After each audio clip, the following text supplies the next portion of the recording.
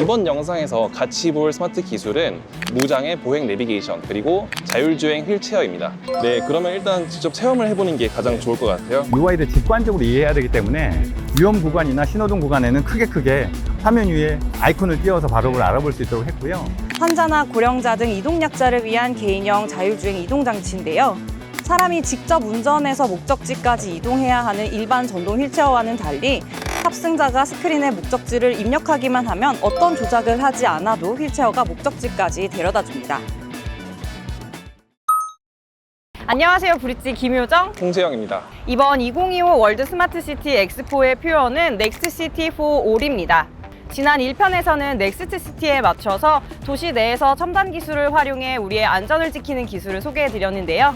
이번에는 for all에 맞춰서 모두가 편리함을 누릴 수 있는 포용도시를 구현하는 스마트 기술을 안내해 드리려고 합니다.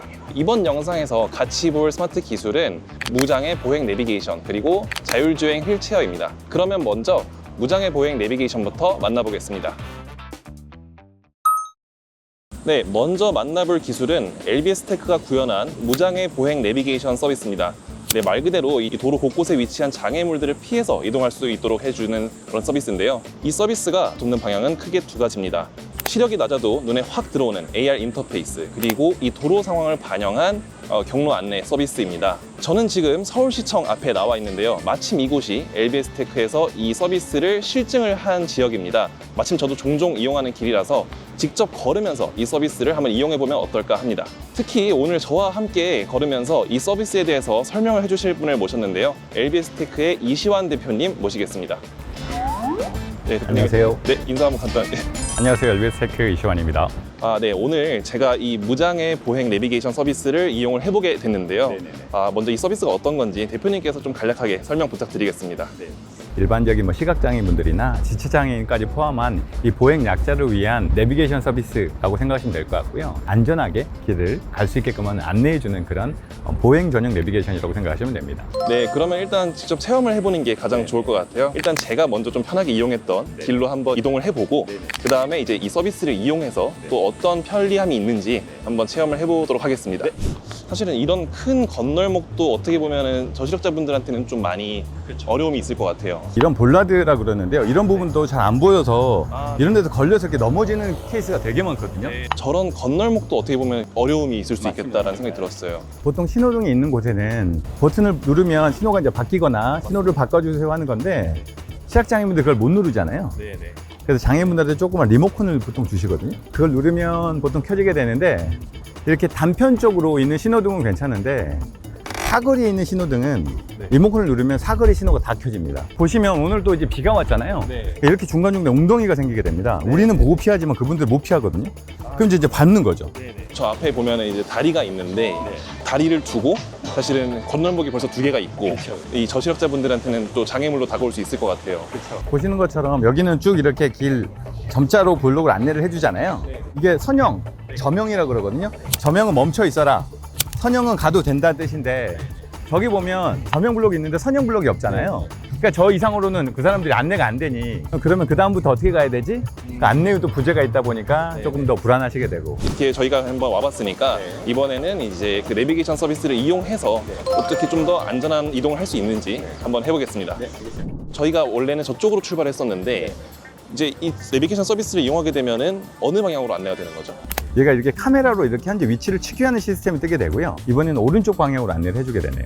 일반적으로 저희가 그 안내를 할 때 가장 중요하게 생각하는 게 그 길이 갖고 있는 안정성을 많이 보고 있고요. 그 안정성이라고 하면 길은 두 가지 속성이 있는데 하나는 상태, 또 다른 건 상황이거든요. 상태 데이터 기준으로 안내를 해주고 그 중에 상황 데이터가 바뀌는 게 있으면 또 시계열로 좀 다른 길로 안내해 준다. 고 보시면 될 것 같습니다. 말씀하신 것처럼 이 상황이라는 게 사실은 또 갑자기 발생을 할 수가 있는 건데 그런 것들은 어떻게 좀 실시간으로랄까 이렇게 반영이 될 수 있나요? 노인분들이 매일매일 찍어주는 걸 가지고 제가 패턴을 만듭니다. 실계열 단위로 혼잡도 분석이나 그분들이 사진을 통해서 나오는 데이터를 분석하기 때문에 실시간에 가까운 패턴을 만들어서 제공해 준다라고 보시면 될 것 같습니다. 여기 아까 말씀드렸던 여기 보면 신호등 보이시죠? 저희는 이제 근처 오게 되면 알아서 신호등이랑 통신을 해서 이렇게 신호를 바꿔주세요 라고 하는 그런 메시지까지 또는 이런 것들을 자동으로 해주는 것까지 연동한 시스템을 가지고 있습니다. 지금 보니까 이 UI가 굉장히 커요. 그게 좀 특징적으로 다가오는데 뭐 이런 UI들을 만드실 때에 어떤 뭐 고려하셨던 부분들이 뭐가 있을까요? UI를 직관적으로 이해해야 되기 때문에 위험 구간이나 신호등 구간에는 크게 화면 위에 아이콘을 띄워서 바로 그걸 알아볼 수 있도록 했고요. 화면에서 지금 현재 카메라를 베이스로 장애물들의 출현 여부나 이런 것들을 안내해주게 됩니다. 지금 걷다 보니까 아까 전하고는 확연히 다른 게 일단 여기는 그렇게 도로 중간에 있는 장애물들이 좀 없었고 그리고 또 건널목이 그렇게 많지 않았던 것 같아요. 결론은 보행이라고 하는 건 전체적인 환경이거든요.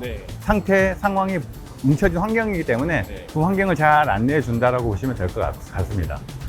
이제 오른쪽에 입구가 있습니다라고 형태가 나오게 되고요. 문은 미닫이고 형태로 됩니다라고 이렇게 안내해 주는 것까지 하면 이렇게 종료가 되는 모습을 보실 수 있습니다. 지금 이렇게 같은 장소까지 저희가 그냥 제가 이용하던 길로 와봤고 그 다음에 내비게이션을 이용해서 이렇게 와봤는데 보행 약자분들이 다니기에 훨씬 더 수월했다라는 느낌이 들고 또 실내로 좀 이동을 해가지고 좀 더 궁금한 점들 대표님께 한번 여쭤보도록 하겠습니다. 어떻게 보면 저시력이나 이런 분들 위한 내비게이션이 거의 전무한 상태잖아요. 그래서 이분들 입장에서는 아주 작은 단초라도 내가 길을 가는데 조금의 위험이라도 줄여주는 단체로도 있는 게 엄청나게 좋아하세요. KCT 네트워크는 말 그대로 우리나라에서 갖고 있던 KCT 기술들을 해외에 가서 실증하고 검증하는 네트워크 사업이다 라고 보시면 될 것 같고요. 이번에 저희가 KCN을 통해서 버밍엄이라고 하는 영국의 제2의 도시에서도 저 실증을 하고 있고 여기는 장애인 비중이 전체 인구의 26% 정도 돼요. 엄청 많잖아요. 그래서 이런 소프트웨어를 통해서 작은 접근성이라도 좀 올려주자 라고 해서 하고 있고 현지에서 반응은 굉장히 좋죠. 네, 오늘 이렇게 무장애 보행 내비게이션 서비스를 한번 이용을 해봤는데요. 간단한 사고의 확장이지만 이렇게 큰 편리함으로 다가올 수 있겠다라는 생각이 들었습니다. 또 이걸 구현해내는 그런 기술도 정말 멋진 것 같습니다. 네, 오늘 이렇게 야외에서 이동 약자분들의 이동을 도와드리는 첨단 기술을 한번 체험을 해봤는데요. 이번에는 실내에서 어떻게 이동을 도와드릴 수 있을지 그런 첨단 기술을 한번 체험해 보겠습니다. 이동하시죠. 네, 이번에 실내에서 만나볼 스마트 기술은 개인형 자율주행 휠체어 로봇입니다. 환자나 고령자 등 이동약자를 위한 개인형 자율주행 이동장치인데요. 사람이 직접 운전해서 목적지까지 이동해야 하는 일반 전동 휠체어와는 달리 탑승자가 스크린에 목적지를 입력하기만 하면 어떤 조작을 하지 않아도 휠체어가 목적지까지 데려다 줍니다. 저희는 사업 시연이 진행되는 서울 일원동 삼성서울병원에 나와 있는데요. 이 서비스는 지난해 국토교통부에서 추진하고 있는 스마트 도시 규제 샌드박스 실증 사업으로 선정돼 이곳에서 환자 이송 서비스로 실증하고 있습니다. 인공지능 기반의 자율주행 휠체어 로봇은 스스로 사람과 사물을 구분해 이동 속도를 조절하고 피하면서 목적지까지 자율적으로 이동합니다. 로봇은 관제실과 통신하면서 휠체어를 탄 환자가 엘리베이터를 쉽게 타고 내릴 수 있도록 상황을 조율합니다. 관제실 서버 및 병원 서버망에서는 로봇의 이동 경로 등을 확인할 수 있습니다. 특히 로봇의 실시간 모니터링 기능으로 탑승자의 표정이나 자세 등 실시간 상태를 파악할 수 있는데요. 환자가 이동 중 정신을 잃을 경우 휠체어에 탑재된 카메라가 이를 인지해 병동 스테이션과 중앙 관제실로 긴급 신호 또는 알람을 보내 환자의 상태를 알리고 안전을 지켜줄 수 있다고 합니다. 이렇게 자율주행 휠체어를 탄 환자가 엘리베이터로 이동할 수 있게 된 건 국토교통부의 스마트 도시 규제 샌드박스 제도 덕분입니다. 현재는 물류 로봇만이 사람을 태우지 않는 조건으로 엘리베이터를 탑승할 수 있지만 지난해 자율주행 휠체어에 무선 통신 장치를 이용한 엘리베이터 탑승을 한시적으로 허용한 건데요. 네, 이 사업을 관리하고 있는 국토교통과학기술진흥원의 이성희 책임님을 만나보겠습니다. 이번 삼성 서울병원 컨소시엄의 사업 내용은 환자와 의료진의 만족도 제고를 목표로 하는 사업이기 때문에 저희 국토부에서는 이를 스마트 도시 서비스의 하나로 보고 있고 수술 환자나 외래 환자가 자율주행 방식으로 엘리베이터에 탑승하는 것이 현행법상 허용되지 않습니다. 따라서 규제 샌드박스라는 제도를 통해서 이에 대한 한시적 허용을 하고 실증 사업의 형태로 수행할 수 있도록 국토교통부에서 스마트 도시 규제 샌드박스 실증 사업으로 승인을 한 것입니다. 자율주행 휠체어 로봇이 반드시 안전인증, 그러니까 공인인증기관의 평가를 통해서 안전인증을 받고 그러한 안전성이 보장되는 상태에서 이 실증을 할 수 있다라는 의견을 주셨고 이제 그에 대한 안전성을 저희가 확인하기 위해서 오늘 시연을 보게 된 것입니다. 오늘 보시는 이제 삼성 서울병원 엘리베이터에 한정이 된다고 보실 수 있고요. 추후에 사업 확장 지역을 그렇게 공공기관, 공공문화시설 또는 대형마트와 같이 이동이 불편하실 수 있는 분들의 이동을 도와드릴 수 있는 쪽으로 사업을 확대한다는 계획을 가지고 계십니다. 이외에도 거동 불편으로 위험에 빠진 사람들을 구하는 혁신 기술들이 많습니다. 지난 5월 구미에서 있었던 사례가 대표적인데요. 저혈당 쇼크로 어지러움과 떨림을 느낀 70대 분이 AI 스피커에 아리야 살려줘라고 외쳤고 스피커가 이를 관제센터로 연결해 119 구급대가 출동한 일이 있었습니다.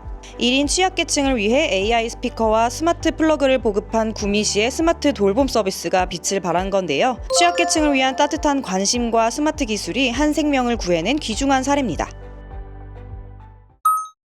네, 이렇게 포용도시를 위한 스마트 기술을 알아봤습니다. 거동이 불편하신 분들의 이동을 돕는 기술이 정말 인상 깊었는데요. 자칫 놓치기 쉬운 이동 약자분들의 일상을 지키기 위해 생각의 범위를 넓힌 기업들 그리고 정부의 노력이 정말 돋보였습니다. 네, 저희는 이제 월드 스마트 시티 엑스포가 열리는 부산으로 다시 갑니다. 네, 저희가 소개해드린 기술들 말고도 이 스마트 시티 구현을 위한 혁신적인 기술들이 모여있다고 하니까 정말 기대가 됩니다. 7월 15일부터 17일까지 부산 덱스코에서 열리는 이 엑스포 큰 관심 부탁드리겠습니다. 지금까지 브릿지였습니다.